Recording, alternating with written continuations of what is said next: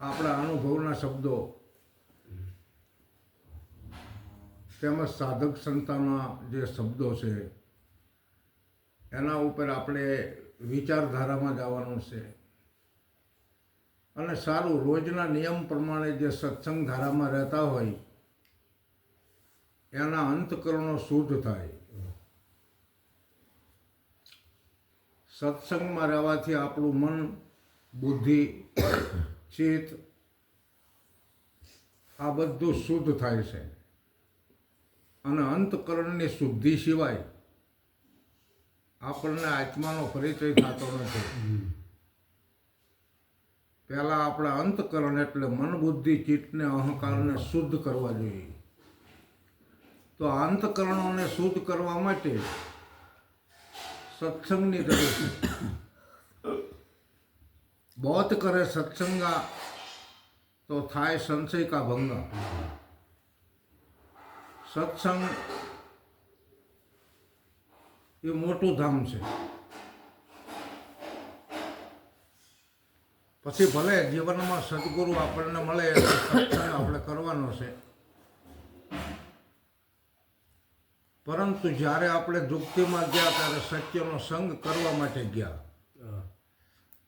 પછી સમાગમની જરૂર છે, એમાં સત્સંગ છે.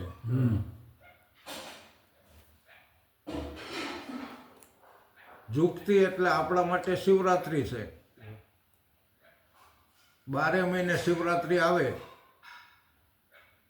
પણ સદગુરુ જ્યારે આપણને મળ્યા જુગતીમાં, માયાની હદ અહીંયા પૂરી થઈ જાય.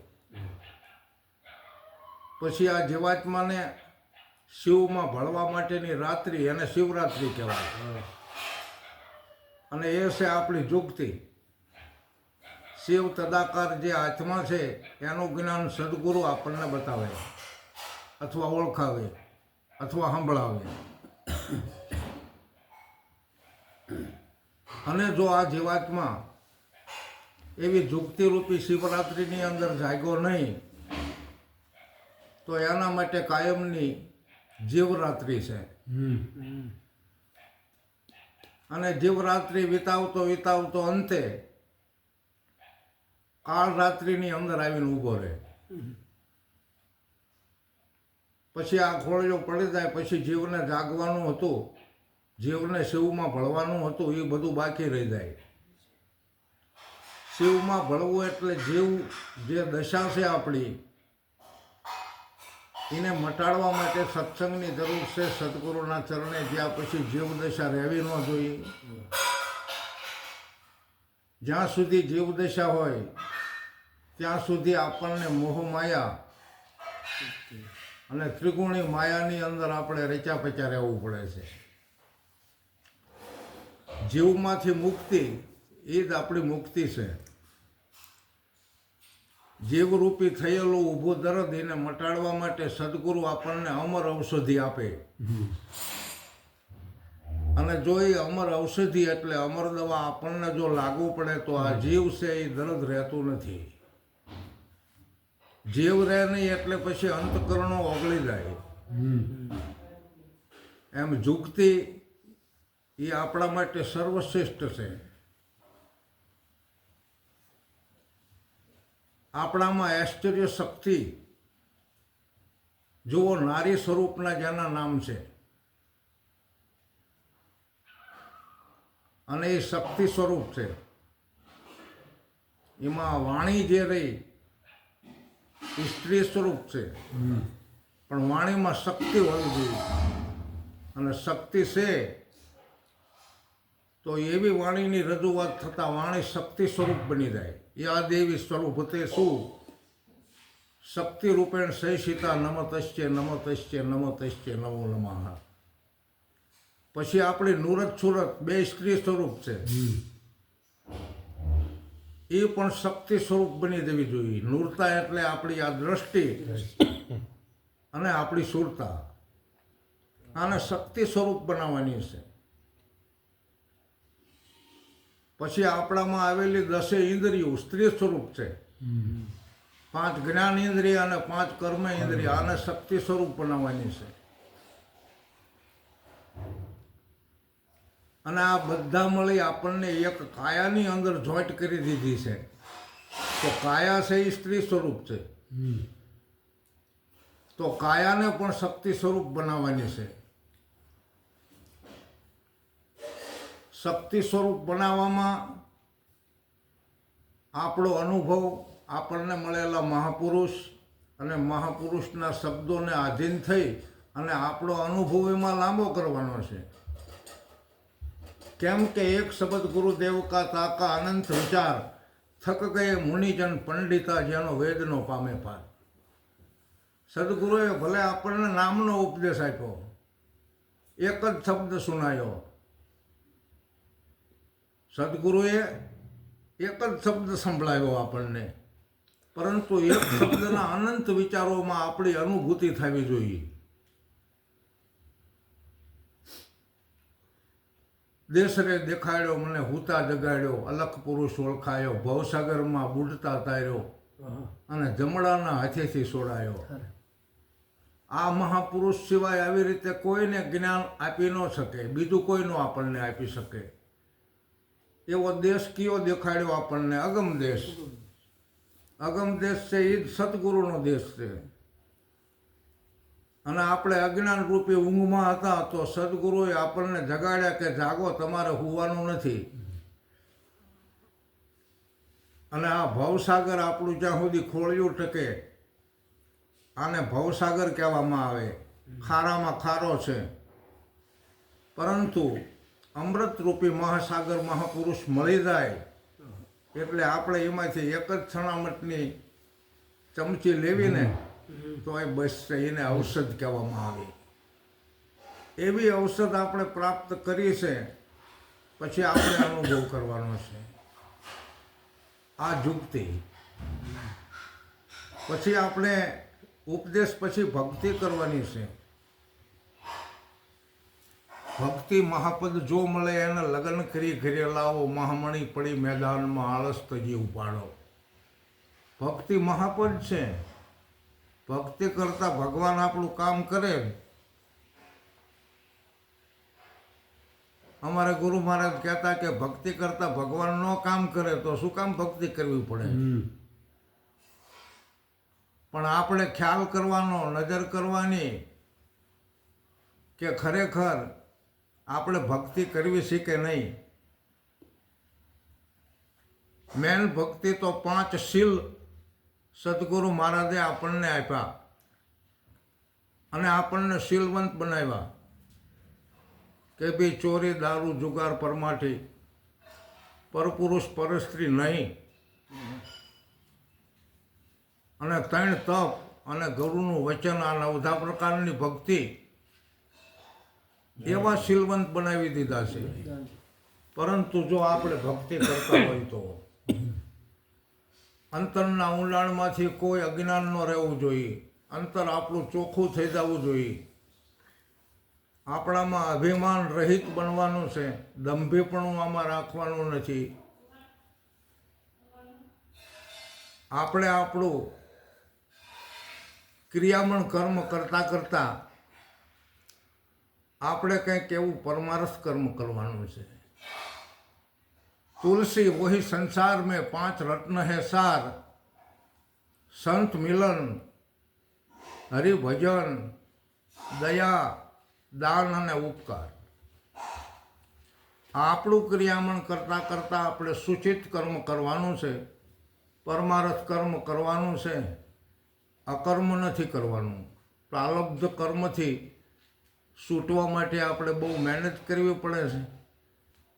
અને પ્રારબ્ધ થઈ ગયું હોય સદગુરુના ચરણે જ્યાં પછી આપણા કર્મ બધા છૂટી જાય છે. હા, તમે જુઓ ને, સવારામજી લખ્યું છે કે બ્રહ્મ અગ્નિથી બાળ્યા, ગૌ હત્યાદિક પાપ, કર્મ કાષ્ટને નિવારવા સદગુરુએ દીધો જાઓ. સદગુરુએ આપણને એવું જ્ઞાન પીરસ્યું જેને કહેવાય બ્રહ્મ અગ્નિ. અને એ બ્રહ્મ અગ્નિની અંદર બધા કર્મો બળીને ખાક થઈ ગયા છે. પછીથી આપણે અકર્મ કરવાનું નથી. આપણે તો કરવાનું છે, થાય તો સંત મિલન કરવાનું છે, હરિનું ભજન કરવાનું છે. હરિ એટલે સદગુરુ મહારાજ. ભજન સદગુરુ મહારાજનું, દર્શન સદગુરુ મહારાજના, સેવા સદગુરુ મહારાજની, વચન પણ સદગુરુ મહારાજનું. કૃષ્ણ ભગવાન અર્જુનને એ રીતે જ વાત કરે છે કે હે અર્જુન, મારા થકી જે પંચભૂત છે અને એક એક ભૂતમાં 5 પ્રકૃતિ છે, આ 25 પ્રકૃતિ અને 3 દેવ છે મારા થકી, બ્રહ્મા, વિષ્ણુ અને મહેશ. આ 33 જે છે દેવ દેવીઓ, એમને આ બધું સોંપી દીધું છે. અને હે અર્જુન, મારે 3 લોકમાં કંઈ કરવાનું રહેતું નથી. તો આ કૃષ્ણનું કયું સ્વરૂપ? એવા સ્વરૂપે આપણને લાવીને મૂકી દીધા છે. એમાં પ્રકૃતિ, ગુણ અને ભૂતો એ તો આંદોલન વડે શરીરથી બધું કામ કરે છે, પણ જે મૂળ સ્વરૂપ છે આપણું, એને 3 લોકમાં શું કરવાનું રહે? એ તો આ દેવ દેવીઓને કામ સોંપી દીધું, તમે કરો જે કરવું હોય. રજોગુણથી બધું ઊભું થાય, સત્વગુણ એનું પાલન કરે અને તમોગુણ એનો નાશ કરે. આ 3 દેવ છે. રજોગુણ છે બ્રહ્માજી, સત્વગુણ છે વિષ્ણુ ભગવાન અને તમોગુણ છે શિવજી. હવે આ 3 દેવોનું જે કામ છે એમાં ભૂતોના આંદોલનની અંદર જે એક એક ભૂતમાં 5 પ્રકૃતિ છે એનું ક્રિયામણ કર્મ ચાલુ છે. એટલે અર્જુન એ દેવ અને દેવીઓને સોંપી દીધું છે અને મારે 3 લોકમાં કંઈ કરવા જેવું રહેતું નથી. હું તો દ્રષ્ટા તરીકે જોયા કરું છું કે આ જગતની અંદર આ દેવો અને દેવી શું કરી રહ્યા છે. અને જે દેવ અને દેવીઓ કરે છે એ બધું સારું કરે છે. કોઈ ખરાબ નથી કરતા, સારું કરે છે. પરંતુ જીવદશાના હિસાબે મનુષ્ય સમજી શકે છે અને જીવદશામાંથી જોવે છે તો એનામાં અજ્ઞાન હોય તો એ કંઈક આઉટ કામ કરી, કંઈક પોતે અવળા રસ્તે ચાલી અને પોતાના દેહને અંત સમયમાં નાશ કરી અને ખરેખરી લખ 84 ભોગવે છે. એટલે લખ 84 નથી ભોગવવાની. આપણે નીચ કોટીની અંદર જન્મ ધારણ નથી કરવાનો અને આપણે મુક્ત થવાનું છે. એટલા માટે સદગુરુ મહારાજ આપણને ઉપદેશ આપે છે. સદગુરુ મહારાજ જે આખા વિશ્વની અંદર વ્યાપક કૃષ્ણ ભગવાન બોલ્યા એ પ્રમાણે એમની જગ્યા છે અને એ આપણા પંચભૂતના શરીરની અંદર આવ્યા છે. કારણ કે શબ્દ સ્વરૂપી સાહેબો છે. જો શબ્દ દેખાતો નથી, અગમ ઘરમાં શબ્દોની ખાણ્યું છે. આ શ્વાસા ઉશ્વાસા આપણા ચાલે ને એટલે એ અનાહદી ભૂમિકામાંથી શબ્દને ખેંચી અને નાભી કમળમાં થઈ અને વળી પછી બંકનાલની બજારે થઈને તરવેણીમાં આવી અને મુખેથી બહાર પડે અને એ શબ્દ આકાશમાં સમાય. આકાશ શબ્દને છોડતું નથી. આકાશનો અધિપતિ દેવ શબ્દ છે. રૂપનો અધિપતિ દેવ અગ્નિ છે. આ દરેક પંચોભૂતોના અધિપતિ દેવો છે. તો એવી રીતે એમ કે આ શબ્દ આકાશમાં સમાય ને આકાશ તેજમાં સમાય અને તેજ સત્યમાં સમાય છે. અને એ સત્ય આખા વિશ્વની અંદર વ્યાપક હોવા છતાં એ સત્યને આપણે આપણા ગુરુમાં જોવાનું છે અને એ ગુરુમાં જ સત્ય સમાય. એટલે જ એ સત્પુરુષ આપણને ઉપદેશ આપે છે. તો ગુરુ જ્યારે આપણામાં સમાણા હોય ત્યારે આપણે આપણામાં સમાવાનું છે. આપણે આપણામાં સમાવીને ત્યારે આપણને અતિ પ્રેમ અને અતિ આનંદ ઉભરાય, જેની વાત જ જવા દો. એવો પ્રેમ છે, એવો આનંદ છે. તો મેં વાત કરી શક્તિની, જુક્તિની, ભક્તિની અને છેલ્લે મુક્તિપદની વાત કરું છું. કારણ કે મુક્તિપદ આમાં કોને લેવાનું છે? બરાબર, મુક્તિપદ આમાં લેવાનું છે કોને? કે જીવને મુક્ત થવાનું છે, મનને મુક્ત થવાનું છે. મન છે એ શરીરનો પ્રધાન છે. એક મન જો મુક્ત પદને પામી શકે તો બીજા બધા અવયવોને એ મુક્તિ કરી શકે છે. પહેલા ખાસ જીવ દશામાંથી મુક્તિ ક્યારે આપણને મળે? કે સત્સંગ દ્વારા. સત્સંગ આપણને કોણ પીરસે? કે સદગુરુ મહારાજ. તો સદગુરુ મહારાજ સિવાય આપણને બીજું કોઈ મુક્તિ આપી શકતું નથી. સદગુરુ મહારાજ સિવાય કોઈ આપણને જમણા હાથમાંથી છોડાવી શકતું નથી. જો કેટલી બધી વાત છે.